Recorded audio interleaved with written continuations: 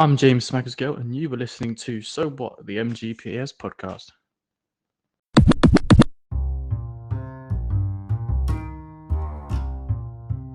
Here with the Aztec owner, James Smaggasgale. James, how are you doing today? Very good, man. Yourself? Yeah, I'm doing brilliant. Right, the main focal point today, we're going to be talking about Aztec Racing's entry into British Formula 4 esports. Obviously, it's been a 3 rounds so far, been a rocky start, but we had some promising results at the beginning, and Daniel Parent-Smith finishing in P14 yesterday. How do you think the race went?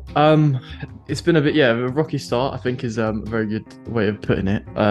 We certainly struggled, but yeah, I mean, when you've got, I don't know, two F1 teams and everybody in there is like, the SOF in is like 6K, so it's pretty ridiculous. The standards are really ridiculous, but then the driving standards have been awful so far this season.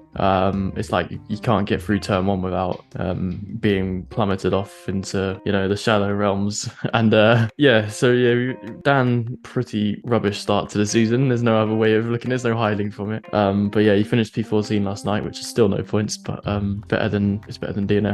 What are you most looking forward to being part of the British F4 grid? Well, being here is obviously a huge achievement in itself. As a team, I think we're probably one of the smallest teams, if not the smallest team on the grid. So yeah, it's a privilege just to be here. That's certainly something. It's an achievement. But yeah, like I said, two F1 teams, and then you've got all the top lot. I mean, the winning podium in race one yesterday were all in the same house, so it's just stupid stuff like Apex Racing. Obviously, so much respect for those sort of guys. One day we'll get to their level, but yeah, they're in a content house or whatever you want to call it. They all live together, so yeah, they had like gaudy much, because you watch them I was watching them on the interviews afterwards. You see them walk in behind each other. It's quite funny, but yeah, we're not quite on their level.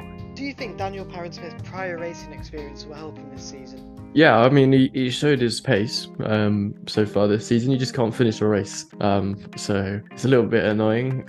I think last night's race 2 was a showing of his pace. He started 28th and he finished 14th, so halving his starting position is still pretty impressive. Still no points though, but it's an improvement to what we've had so far from him. But I think he can use his experience. I mean, he's driven the majority of the tracks on the calendar, so yes, not in a F4 but in an MX5 or other cars, so he knows his way around. He knows the braking points from real life, so yeah, I'm sure it'll come to him. Apart from British Formula 4, what is the aim for Aztec Racing? We obviously know in the next gen touring cars, Cheverton took a win recently, but what is the ultimate goals for the team at the minute? Yeah, just to keep growing, to keep having the opportunity to race in championships like F4.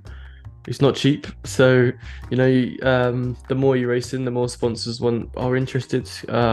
It's a touchy subject, but it's all about improving. It's all about bringing in better drivers, bringing in bigger names, and improving to become a bigger team. But yeah, you race in all the smaller championships. Are not small championships, the smaller championships with no prizes. So like next year, like I said, next gen touring cars has got no prize on it, but there's a small entry fee compared to F4, which is £8.5 worth of prize pool. But you're looking at 900 quid a team, so it's expensive to be in. Who you race against in either of them is obviously a telling of the price you pay. You get what you pay for, in a way. Obviously you get Mikey Doble in the touring cars, but then you get all the top esports slot and sometimes real life F4 drivers in F4. So yeah.